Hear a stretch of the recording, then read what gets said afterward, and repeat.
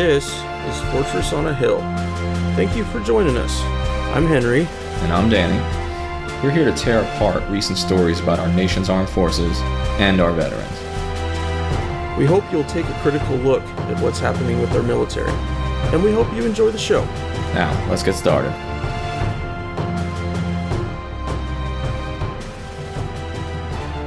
So, brother, how's things been going for you? Things are good. Things are personally good and professionally good with me, and things are awful in the world, which seems the theme every week. Yeah. Our show has more and more material the worse the planet gets. And so, wow, what a week. Between the travel ban and the immigration stuff, it's been absolutely wild. I can't even believe this is America now. Sometimes I wonder if I woke up from a dream in some sort of fantasy land, except it's an awful fantasy land. Yeah, no shit. You had some interesting professional news this week, which was great. So what? Just 2 weeks ago, you had your first article published on moral injury at antiwar.com, which you all should check out. And this week you were talking on Fault Lines, which is a DC-based AM and FM recording radio show. Can you talk to us a little bit about what the topic was and what it felt like to do your first radio interview? Oh, sure. Yeah, the interview itself didn't seem too bad at all. I immediately got the feeling that I was kind of that the hosts were trying to fit me into both their narratives, which was amusing and funny to watch. We talked about whistleblowers and specifically about Reality Winner. This came on that she had just put in her guilty plea. Of course, the information about her sentencing hadn't come out then yet. It's an interesting dynamic, the way that the conversation moves on radio, because it's not nearly as dense as what you and I talk about. It's a little more down to earth, but how to fit all your information in there is kind of it up to you and how the interviewers are doing it. Yeah, they really do drive the tempo on radio, especially if the segment is 15, 20, 30 minutes, which is usually the max you're going to get. Podcast format allows for such a deeper dive, yeah. But radio reaches a different kind of audience, and there's something to be said for it. So you should be proud. And the more me and you can get on radio, I think the better off we are. No, I really enjoyed the experience, and given all the things in the news that have been about whistleblowing and Reality Winner and all the horror that's going on with that, I'm guessing I'll be back again sometime soon. I'm sure you will. But I was actually on a show myself. I was flown into New York City just this past week, and was on a show called Big Think, which is really a YouTube channel with about 2 million followers. If you Google my name and Big Think, you'll start seeing the first few clips that are getting released. And I'll tell you, we talked about a range of topics. It's video and audio. This is the first time I've ever had my face powdered between segments, so I felt like a real celebrity. I also wondered if maybe my complexion needs work, because they powdered me like 3 times, probably because I was sweating so much. Yeah, gotta get rid of that shine. Yeah, I mean that was mostly just because it was a warm room, and partly because I'd been in my local New York City tavern the night before with my family, and may have had a few drinks. So there was some sweat and a lot of powder applied, but it was a good conversation. We talked really about the endless wars. We talked about veterans issues, and we talked about the value of human life and the way Americans tend to value the lives of Caucasian Europeans far more than Arab civilians. Yep. Or Afghan civilians. So it was a really good conversation. I recommend you all check it out. Big Think Experts is the show, and if you Google my name, they're starting to put out the first clips. It's really a series of segments, and they rather than a 1-hour interview, I was in there for about an hour and a half. But I think what the output will be is probably 10 or 12 3 to 4 minute segments. But it's an interesting format, but I was glad to do it. And so we were both busy this week, and the world was busy, as we're gonna see on these headlines today. And I mean, I think you're going to start us off today, but what are we talking about first here, Henry? Well, first thing out the gate today is going back to Yemen, and this last month, Yemeni militia forces backed by UAE, the United Arab Emirates air and ground power, they began a campaign to retake the port of Hodeidah, which is the main port of Yemen where 70% of their food and supplies come in. The campaign is focused on the air and sea ports, with the U.S. and UAE-backed forces retaking the Hodeidah airport earlier this month. The coalition has attempted to avoid civilian areas and has no immediate plans to retake the city center, given that it's a city of about 600,000 people. But the port's importance to the Houthi resistance, with trying to, they really think that by controlling the port, the Saudis and the Emirates can bring the Houthis to their knees in some way. But it was interesting how hard the fighting was against the Houthis for the airport. Granted, they were able to keep air superiority there for quite a while, which really, really shows how long they can last. But as far as the port goes, that's kind of yet to be seen. Iona Craig of The Intercept, who we talked to before about Yemen, she dropped a couple new articles this last month. One of which discussed the UAE talking point that their government is saying that they're unable to control the Yemeni militias that they're supporting, despite paying them pretty substantial amounts of money for their participation. It's been reported that the militias will not attempt to take Hodeidah without U.S. approval, despite the commanders on the ground saying that they have no control over their Yemeni militias. To me, it just seems like it's something they're trying to burn both candles at the end. If the Yemeni militias do something that the troops there don't like or they can't acknowledge publicly, they say they don't have any control. If the militias do something that they like, they're fine to wear it like a merit badge. And let's not forget that, they may not be taking the city center and the fight for the airport may have been tough, but this is a starvation blockade that the Saudis and the UAE are attempting on Yemen. Because if you shut that port down, which brings in 70% of their food, and you take into account that Yemen is already the poorest Arab country and already reliant to import most of its food, we're talking about an actual starvation blockade. This is some medieval tactics, and the United States backs the UAE and backs our Saudi counterparts. And so we are complicit in the starvation blockade that you're talking about. Absolutely, we are. There was also, within the last month, a cholera treatment center there in Yemen was bombed, and I didn't see any acknowledgement about the destruction or trying to get extra supplies in so they could deal with that. So I expect that the cholera epidemic there is going to get even worse. Yeah, the worst cholera epidemic, by the way, in world history. World history, in recorded history, the worst cholera epidemic. So we have starvation blockade, terror bombing from the skies, and the world's worst cholera epidemic. And no one gives a shit. Nope. Find me a 10-minute segment on Yemen in American news, and I'll give you $100, because you're not going to find it unless you go to public TV or unless you go to the BBC coming out of England. Yep. So going back to the fighters and their whether or not they're under control by the UAE,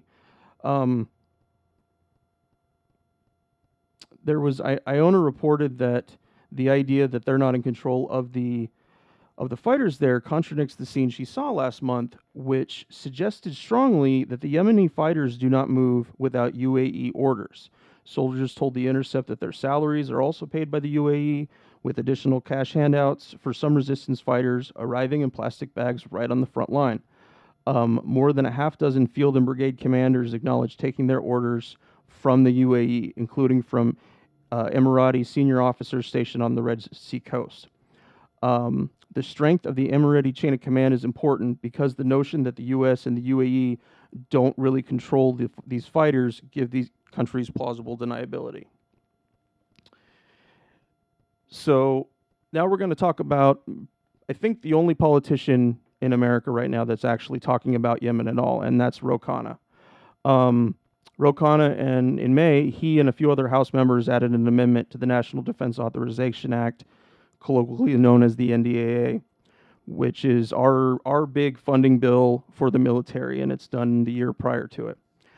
The amendment would have limited funds for U.S. support efforts in Yemen, requiring an ongoing certification by the Secretary of State. It was shot down, of course. Kana also co-sponsored a second amendment to conduct an investigation into the CIA's use of secret prisons in Yemen, the CIA and the UAE. An AP investigation from 2017 showed 18 prisons within Yemen that are run by the UAE, with as many as 2,000 Yemenis having disappeared through their network. The House did vote yes to this particular amendment, but it's not clear whether or not the amendment will survive the upcoming House-Senate conference on the 2019 NDAA. Yeah, expect that it won't, by the way, because every single authorization that's attempted to limit our involvement in the massacre in Yemen has fallen on its face, because the cowards in Congress always fold when it comes to Saudi money and UAE money and lobbying efforts. I mean, these war hawks, they don't care about the bombing of Yemeni civilians. No. They don't care. No. They say it's not us. Well, it is us, because it may not be our pilots, but it's our bombs, it's our intelligence, and it's our refuelers, mid-air refueling Saudi and UAE jets that make this possible. Absolutely. So but no, this will fail in Congress. I mean, I hate to be a pessimist. I hope it doesn't, but expect it to be stricken from the NDAA, and expect America to muddle on with the inertia of what really amounts to war crimes perpetrated by the Saudis. Absolutely, couldn't agree more with you.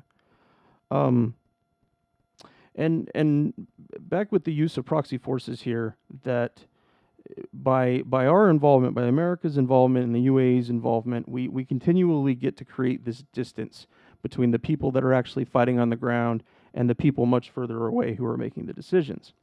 And that level of plausible deniability, it allows them to disavow any act they can't publicly support, while having military forces who are much more likely to commit war crimes and torture combatants that they capture. And this is what exactly what you're talking about here, Danny. What makes the wars in Syria and Yemen that much scarier is that, looking back on ISIS-held Iraq and how both ISIS swept through there and the Iraqi forces, the Iraqi government forces did, and all the war crimes that followed through with that, both sides. So by taking this leash off of these guys and sending them to do our nasty will, we're inviting more war crimes. We're just by the nature of the people doing it, not even necessarily the politics of it. It's going to happen. And when this war is done, and it will get done eventually, Yemen will look like a very different place than it ever has. But as you said, our government has supported all of this. These deaths, they don't come home to the U.S., not in the news, and not with a soldier in a box, nor do any crimes that are reported get much coverage. But for the people in the national security state, John Bolton, Mike Pompeo, Donald Trump, this situation is a win either way. If proxy forces secede, U.S. can slap its label on it and call it a win, regardless of war crimes, because they didn't commit the war crimes. And if the proxy forces fail, then we've lost nothing, and we can even disavow their actions, saying, no, we never really supported them from the beginning. It's a very fucked up win-win situation for war hawks here in the U.S. Yeah, and because no American soldiers, or very few American soldiers, are coming home in boxes, it does not garner any attention, because the fact of the matter is that your average American only values life if it is American, and specifically if it is Caucasian. If life that is lost is Arab, is brown, is Muslim, is foreign, it immediately has less worth and doesn't garner any media attention. And that's the bottom line. If you don't think that race and nativism plays into this, then you're fooling yourself. Someone has to say it. And I'm going to upset people by saying this. Race is a factor. Religion is a factor. We do not have room in our collective souls to worry about the deaths of Arab innocents. We only seem to have empathy for American or European, preferably Caucasian victims. No, it's a pattern that plays out over and over and over again, both over our history and over all of the wars in the post 9/11 era. You can't look at any one action that we've taken following September 11th that doesn't have racial connotations to it. You can't do it. It's just not there.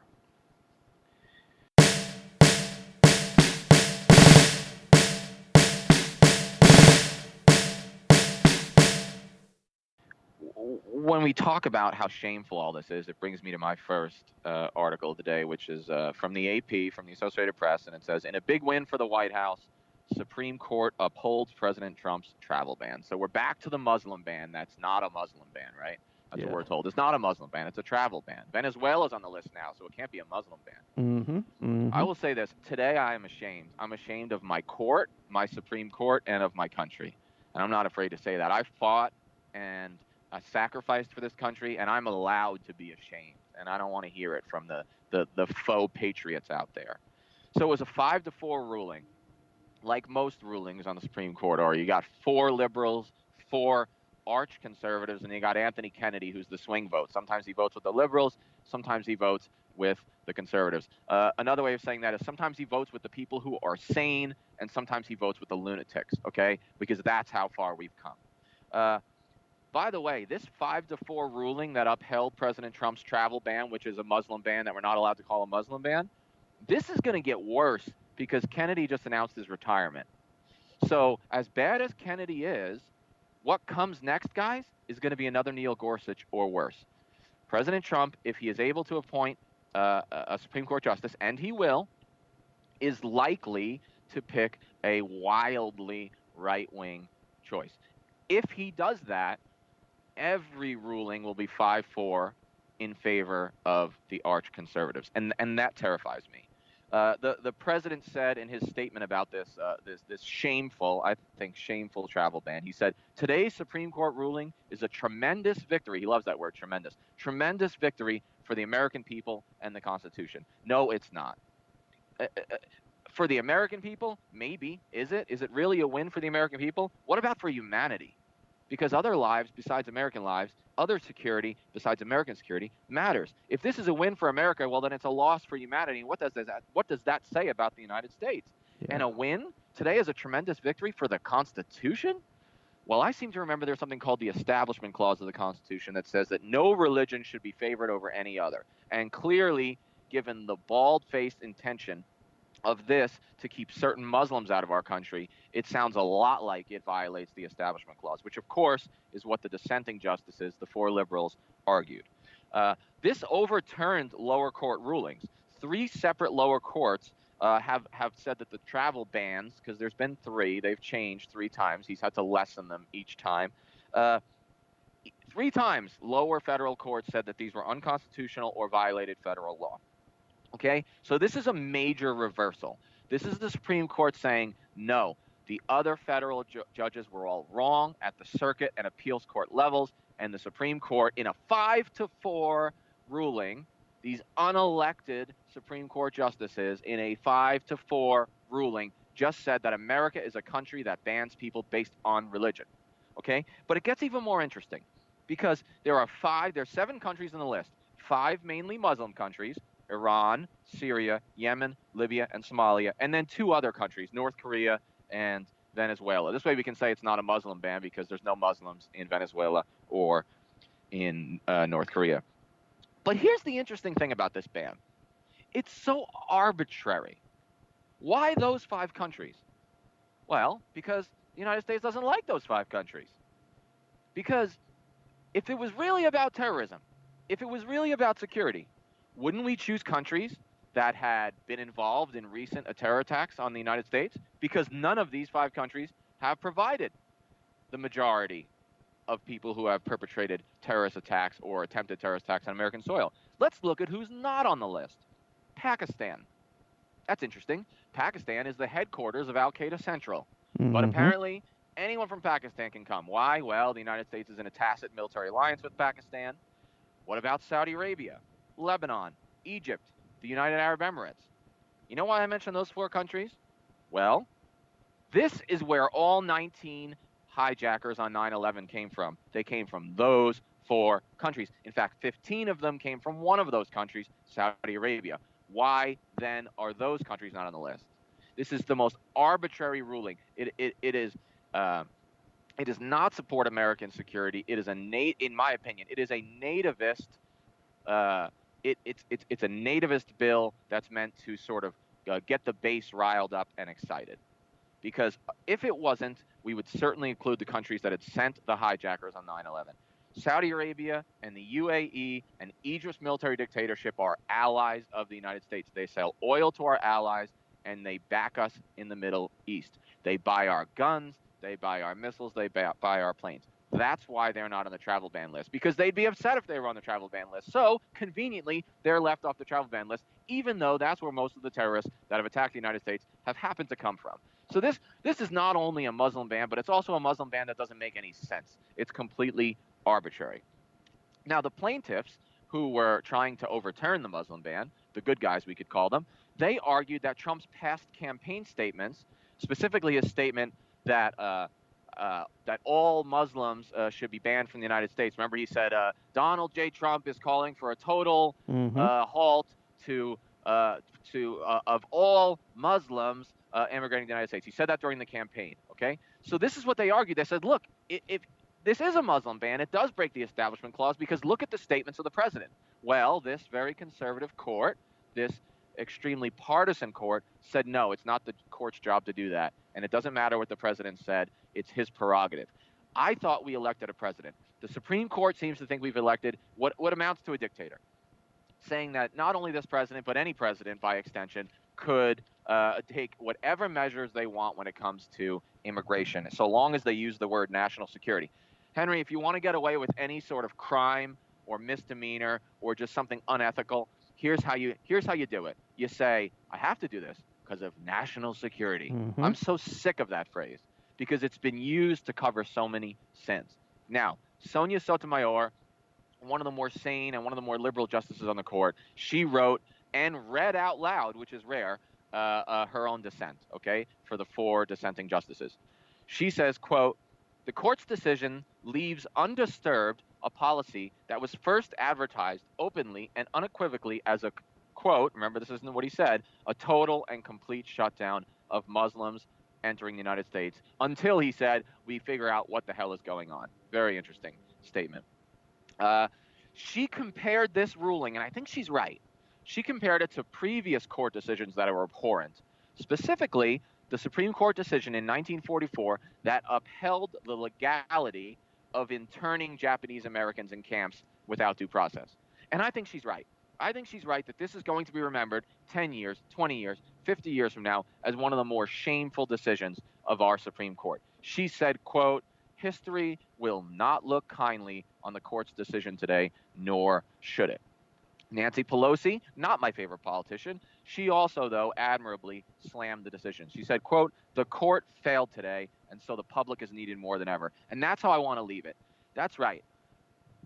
The Republicans, in fact, the most conservative Republicans, dominate all 3 branches of government. They own this government. They control the Senate and the House. That's the legislative branch. They control the presidency. That's the executive branch. And apparently they control the court. And they'll have even more control of the court after Anthony Kennedy steps down. The thing that Nancy Pelosi said that's most true, and that I think we really need to harp on, is that this is actually going to backfire. This travel ban is going to act as a recruiting tool for terrorists. Yep. Because this is going to further the Al-Qaeda ISIS narrative that America is at war with Islam. America is not truly at war with Islam, but America sure appears to be at war with Islam when it does things like this travel ban. So, again, can we rely on our public institutions? Apparently not. This is time for citizen action. This is a time for lobbying your congressman. This is a time for getting in the streets. This is a time for being a citizen, okay? Because we cannot rely on these unelected justices to do the right thing. That much, Henry, is clear. And if you do one thing in the remainder of this calendar year, vote. In November, get your ballot out and vote. Wherever you are, wherever you live, all of it's important. Everything that's going to be on there is going to affect our country or where you live in some way. And yeah, it's time for a blue wave, and vote. Get out there and vote. Yeah, vote for everything, right? Vote for Congress, but vote for the dog catcher, okay? Vote down the line. Vote on your local political issues. This needs to be a wave election, like you said. We're not going to tell you how to vote. We just want you to vote. We want you to inform yourself. We want you to be a citizen, an informed citizen, and we want you to get out there and vote. Let's see a massive turnout this year, because if there's a massive turnout, I have a feeling there's going to be some major significant changes in who controls the Congress. Absolutely, absolutely, and that's our one. That's our one way to actually be able to affect this. The Supreme Court is done for the next decade or so, and the presidency is done for at least the next 2 years because we ain't impeaching the guy. So that's it. It's Congress. Congress is the only way that any relief of any of this shit is going to happen. Let me say one more quick thing about American government. We love to say we're such a democracy, but you know what? The Congress is the only branch that's truly democratic anymore. It's the only one where the people can really have their say. Let me make an argument for that. President Trump didn't even receive the majority of votes. Nope. He got 3 million less votes than Hillary Clinton. So this is an undemocratic, non-majoritarian, non-egalitarian election. Therefore, the president was chosen by a minority of Americans. And then he gets to appoint on his own justices to the Supreme Court who are also unelected. So 2 out of 3 branches of our government are not based on clear democratic majoritarian principles. So long as that's the case, the only thing citizens can do is vote and turn to Congress because that's our best bet. Do I trust Congress? No. Do I think they're doing a good job? No, they're a disgrace. But that's our one opportunity to influence American politics in a democratic fashion. And if we don't use it, then who knows what we're going to look like in 10 years, 20 years. And it's on us. Yeah. It's on us. It's on all of us. Yeah.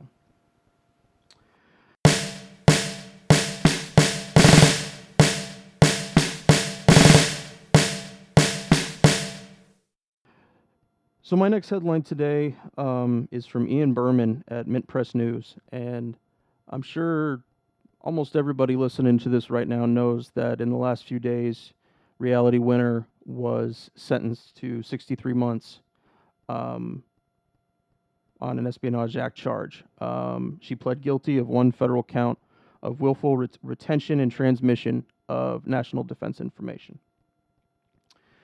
So prior to this, she's still being held without bail, despite most former whistleblowers getting bail under the Obama administration. She is the first charged whistleblower under the Trump administration. You have a fellow like Paul Manafort that got to vacation in the Hamptons while she was still in jail.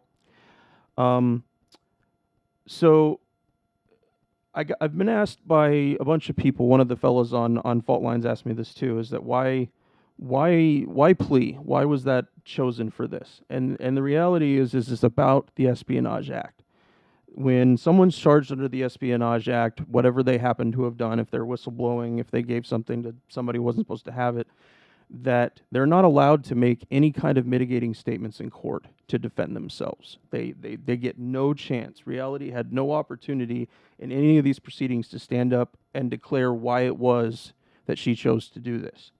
And therein lies the reason, is that within the Espionage Act, if they charge people, it's usually just you make a plea. Otherwise, you're going to court. It's a very simple statutory thought for them to decide, and that's it. I don't think it's constitutional. I don't think it's right in the least, but that is the law the way it is now. So Ian, he pointed out several points on some of the recent reporting from The Intercept on this story.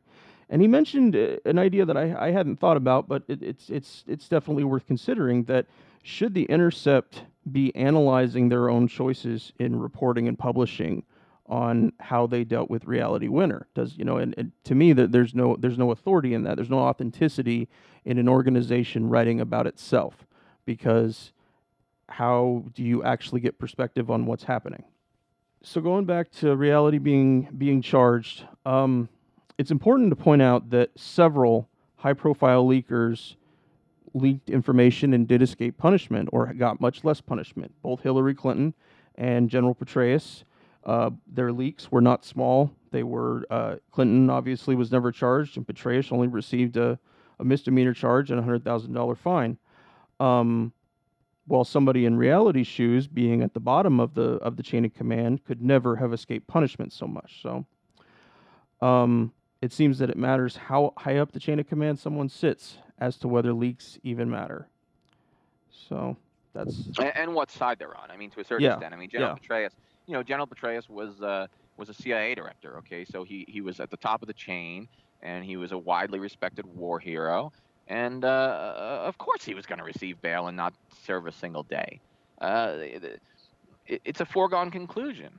But if you are a liberal activist, if you're someone of the left, if you're someone who's anti-war, well, then you're considered a threat. And the Espionage Act, mind you, that these people are being prosecuted under. And don't get me wrong, President Obama, he prosecuted more people with the Espionage Act than any president before him. So this is not just a Trump problem. But No. the Espionage Act is from 1917. It is 101 years old. It is from a time of hysteria surrounding the First World War. The Espionage Act was used to like close down newspapers and to deport aliens who were seen as being pro-German during the war. And a lot of really nefarious things were done with this Espionage Act. It's still on the books, folks.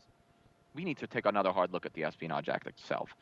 Calling what Reality Winter did espionage is just a complete misuse of the English language. Yep. And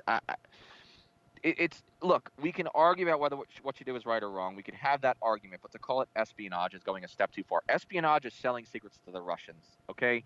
This is not what happened. If you believe that by leaking something, you're doing a service to the public, that's not the same thing as espionage. So we got to be more careful with our terms.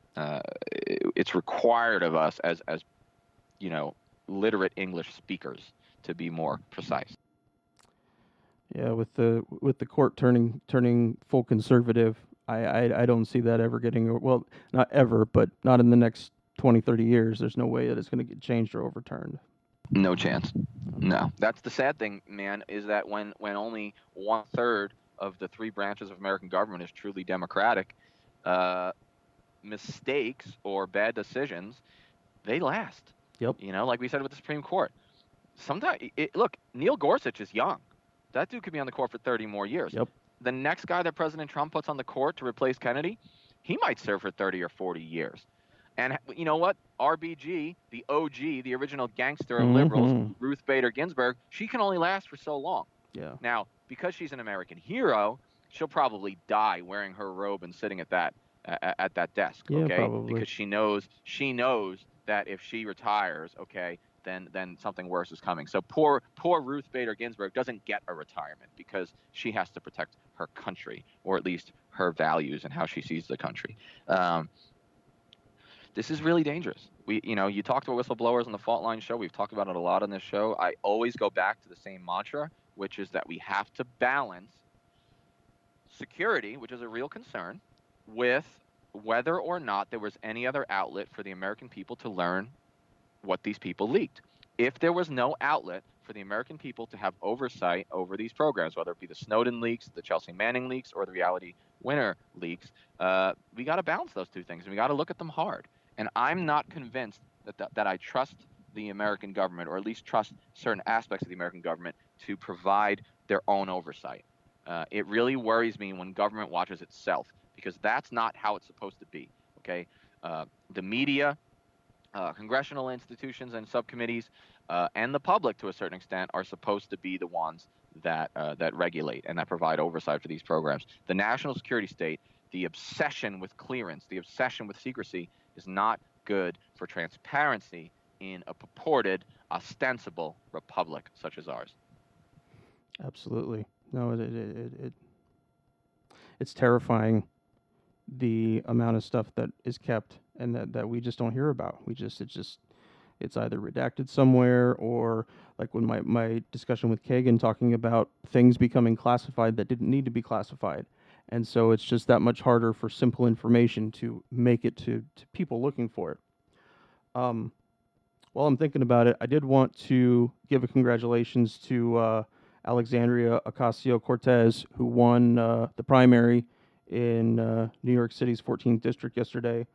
In thinking about that, on Twitter yesterday, Will Griffin from the Peace Report pointed out that her platform changed between just before the primary to after. And the change was someone removed anti-war.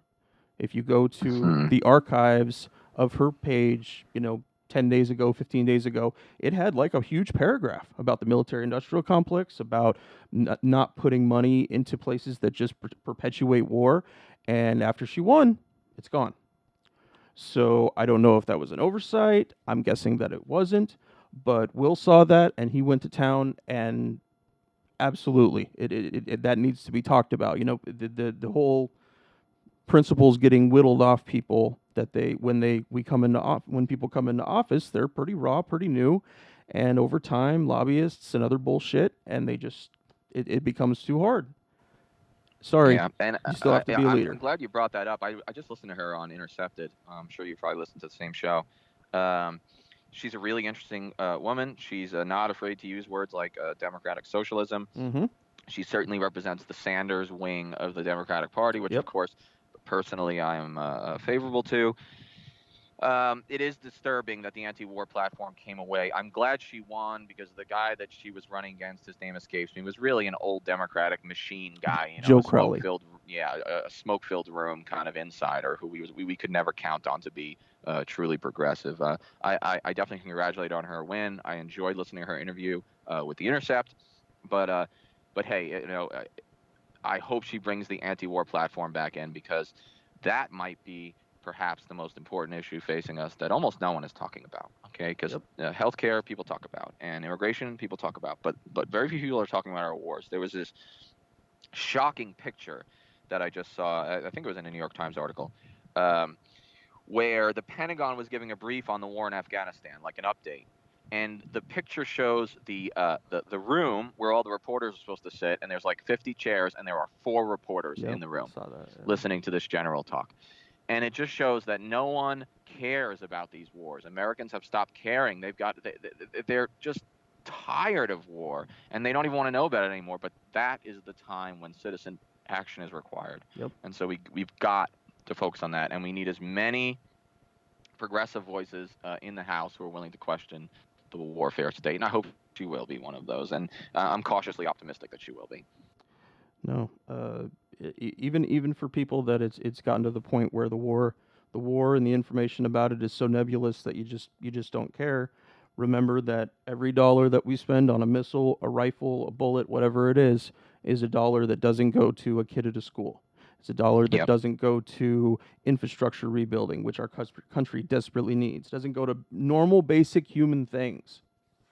And what it does go to is perpetuating the warfare state and perpetuating the empire of bases that the United States military currently consists of. And that brings me to my second and our last article for the day, which the title is "Should the U.S. Permanently Station More Troops in Europe? New U.S. Army Europe Chief Weighs In." So this was an interesting article. Basically, in the National Defense Authorization Act, there's something that came out of the Senate Armed Services Committee in the authorization bill that was a request for a review to examine whether the rotational presence of American armored brigades in Europe is enough, or whether we need to restation a new armored brigade in Europe. So this gets back to the Russia debate. How big of a threat is Russia, right? Currently in Europe, there are 2 brigade-sized elements stationed there. There's a 2nd Cavalry Regiment, which is a striker-based, medium armored platform organization, and then there's the 173rd Airborne Brigade, which is in Italy, which is a light infantry unit. In addition to those 2 brigade-sized units, the United States has been deploying into Europe on a rotational basis armored brigade combat teams, okay, so heavy tanks and Bradleys, and they've been doing this for several years. My question is whether or not this is provocative to the Russians, rotating more tanks into Europe that are clearly and openly said to be there to deter Russia. I mean, imagine the reverse. What if Russia started rotating armored tank brigades to Mexico or Venezuela or Cuba? The United States would probably actually go to war. Yep. And yet Russia is just supposed to swallow it. I'm no fan of the Russians. Well, I like the Russian people. I'm no fan of the Russian government. I'm no fan of Vladimir Putin. He's an autocrat, okay? And he's dangerous. But he's not that dangerous. And he's not crazy, okay? You know, Chris Cavoli, who is the Lieutenant General in charge of U.S. Army Europe, he was actually pretty diplomatic about this, okay? He didn't come out and say we definitely need more armored brigades in Europe, okay? He was very diplomatic, which is why he's probably a general, because he knows how to do that, to kind of parse his words. He said the first thing when we discuss whether we should have a new brigade, the first thing is it depends on what we think of the imminence of the threat that can be countered with a brigade combat team. This is an important point. Nothing is my answer to that, okay? Two things. Number one, the threat from Russia, I do not believe is imminent, okay? I think the evidence shows that Russia has no intention to attack or conquer Western Europe, nor do they have the capacity. No. The second thing is, even if they did attempt a massive invasion, one armored brigade is not able to stop that. So General Cavoli really answered his own question. He said, we have to take into account the imminence of the threat and whether it can be countered by a brigade combat team. Answer, not an imminent threat and can't be stopped by a brigade combat team. So what are we really talking about here? I want to end with this. Here's the elephant in the room. The elephant in the room in all these discussions is Russian weakness. Not Russian strength, Russian weakness. Yes, Russia has thousands of nuclear weapons. No, Russia has no intent to end the world by using them. Yes, Russia has a relatively powerful military, one of the top 5 in the world. No, Russia's military is nowhere near on par with America's military. Let's look at a few points. Russia economically is wildly dependent on natural gas reserves and is essentially a petrostate. Its economy is weak and it is vulnerable. Compared to NATO, it is a tiny economy, about the size of Italy or Spain's economy. Okay, that's the GDP facts. Okay, the European Union towers over Russia economically. Second, Russia has military limitations. Specifically, it has an inability to project power overseas. It lacks the air and sea lift to do what America does, which is place soldiers anywhere in the world at any time. Russia lacks that ability, okay? It is a ground-based force that would quickly outrun its logistical supply lines. And remember, Russia spends about 1/8 as much as the United States on defense. 1/8. Okay, so let's keep that in mind before we begin the alarmism of we need to send the army back to Europe. Another thing that's important is there is plenty of capability for the European Union and for the European portion of NATO to defend itself. Here I agree with Donald Trump, or at least what Donald Trump said on the campaign trail. The security umbrella that the United States provides for Europe is a welfare check, okay? These people have plenty of money that they could be investing in their own militaries. If they truly believed that Russia was an existential threat to, say, German security, Germany would stop spending 1.8% of its GDP on the military and would increase that number because Germany's economy towers over Russia's economy. So if they really think it's a threat, arm yourselves. We'll help you if there's an invasion. We're allies. Arm yourselves.